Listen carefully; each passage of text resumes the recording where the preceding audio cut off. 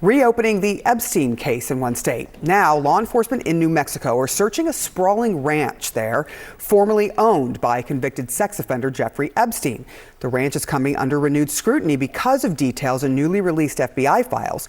Last month, the state's House of Representatives voted to create a bipartisan truth commission looking into allegations of criminal activity there. Joining me now is a member of that commission, New Mexico State Representative Mariana Anaya. Thank you so much for being here. Look, we were looking through the files, and in late January, there was a 2019 email received by a local radio host that alleged that somewhere in the hills outside of the Zorro, the ranch, 2 foreign girls were buried on orders of Jeffrey and Madam G. That is what was written. That is, of course, an unverified allegation. Do you know what authorities are looking for? Are they potentially looking for bodies there? Thank you. Thank you so much for having me this morning. I think at this point, anything is in the realm of possibility. A big misstep that happened previously was that people didn't listen to survivors. People did not listen to tips that came in. And so for us, we are taking everything into consideration. Now, in New Mexico, something that is true for us is that a lot of the history lives in our people, it lives in the land, and so it is not out of the realm of possibility for us to be looking for these types of things. In so many cases, the police and justice system, as you just alluded to, it failed the victims of Jeffrey Epstein and other men who took part in horrible deeds. Do you know to what extent the happenings at the ranch there in New Mexico were investigated in the first place? To our understanding, there was never a full investigation that was done, and that's part of the reason we formed the Truth Commission.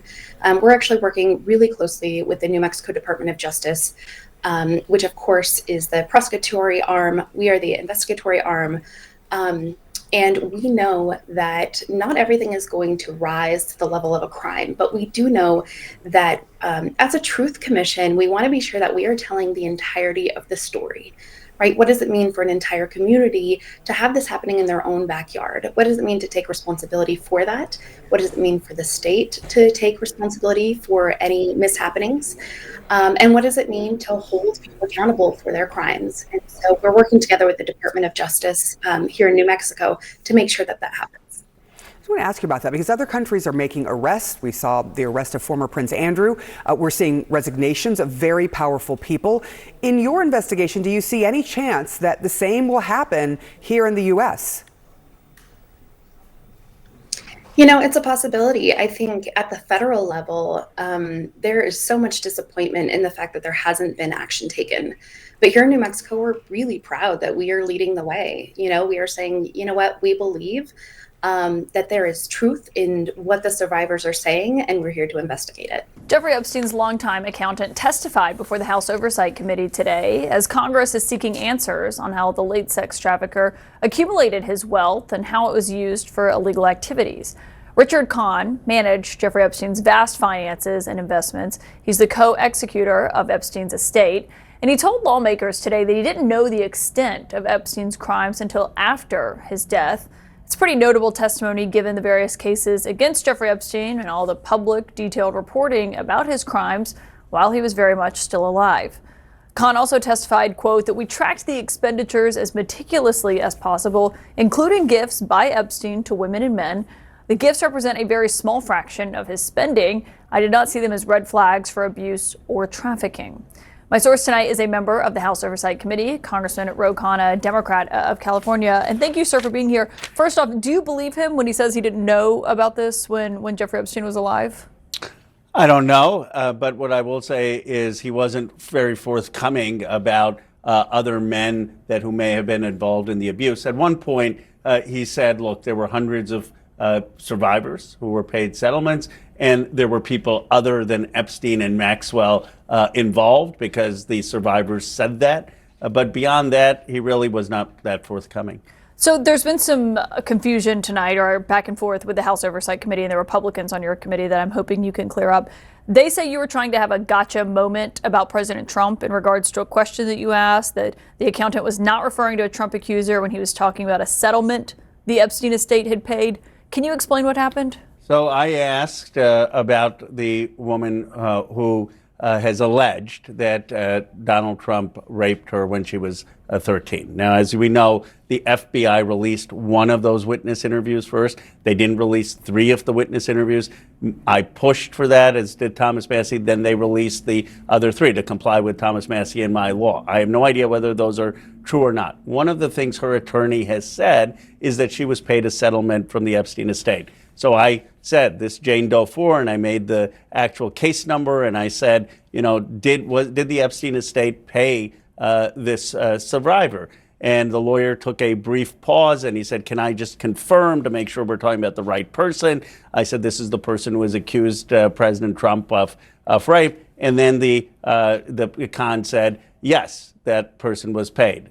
Hours later, 5 hours later, he said, oh, no, I was talking about a different woman. So he backtracked on that, and people will be able to see the testimony. So I don't know which time he's telling the truth. Maybe he genuinely forgot, but the transcript is pretty clear when people see it that I was talking about the woman who accused President Trump of abuse and rape. Okay, because Comer later says that he testified he never saw any transaction paid to the president or his family.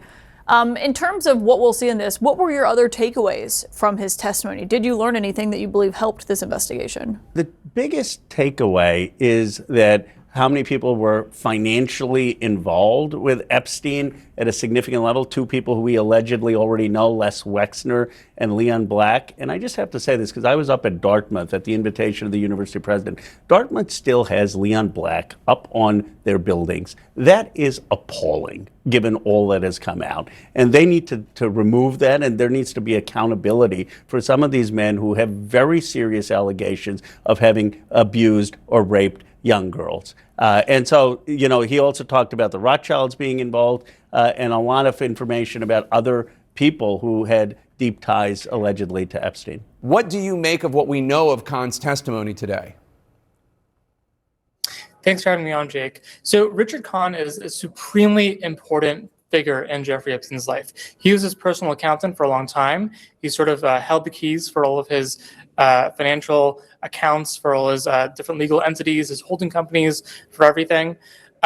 We don't know enough about his testimony. My understanding is we're going to see a full transcript of it at some point, hopefully soon. But the fact that he's disclosing his financial clients is important. Obviously, I think the biggest question for me is what did he make of all these transfers to these, random seeing Eastern European women from Epstein's accounts? Did he have the understanding it was for, some kind of hush money? If not, what did he think it was for? These are the sorts of things that I'm asking. So billionaires Leon Black and Les Wexner entrusted Epstein with their finances. There are lots of questions about that. And then you have some new reporting about Epstein's desperate attempt to acquire another billionaire client, Mort Zuckerman, the longtime owner of U.S. News and World Report. Tell us about that. Yeah, so they have a really interesting relationship. They've been friends for a long time. They had some plans to go into business together, create some sort of media company, actually, that didn't really work out in the early 2000s. And there are all these emails between them.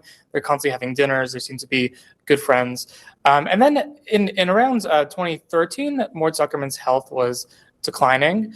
And he had dinner with Jeffrey Epstein. And it seems like he asked Epstein, hey, can you kind of look at my estate matters and, see if everything's good? And there's this really long and interesting chain of emails between them where Jeffrey Epstein says, it looks like the numbers are bad. Things are a bad situation. You could owe hundreds of $1 million in taxes, but you can pay me a few $10 million, like $40 million, and I'll handle it for you.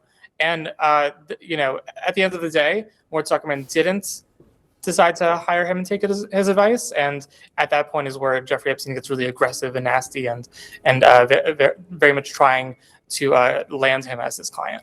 You also have new reporting about the doctor who conducted Jeffrey Epstein's autopsy, Dr. Kristen Roman, and why she hesitated to declare his death a suicide. Tell us about that.